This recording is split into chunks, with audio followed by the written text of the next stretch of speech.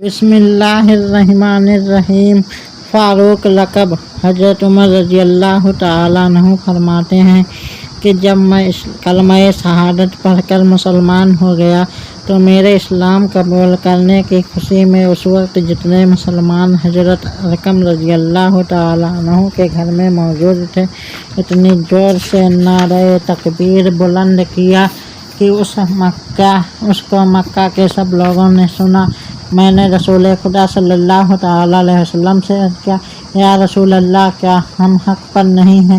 حضور نے فرمایا، کیوں نہیں، یعنی بے شک ہم حق پر ہیں۔ اس پر میں نے عرض کیا، پھر یہ پوشیدگی اور پردہ کیوں ہے؟ اس کے بعد ہم سب مسلمان اس گھر سے دو صفیں بنا کر نکلے۔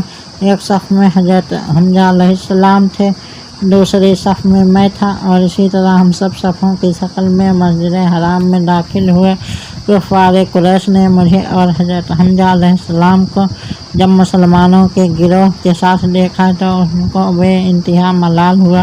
اس روز سرکار اقدس صلی اللہ تعالیٰ علیہ وسلم نے حضرت عمر رضی اللہ تعالیٰ عنہ کو فاروق کا لقب عطا فرمایا، اس لیے اسلام ظاہر ہو گیا اور حق و باطن کے درمیان فرق ہو گیا۔ تاریخ الخلفاء 73۔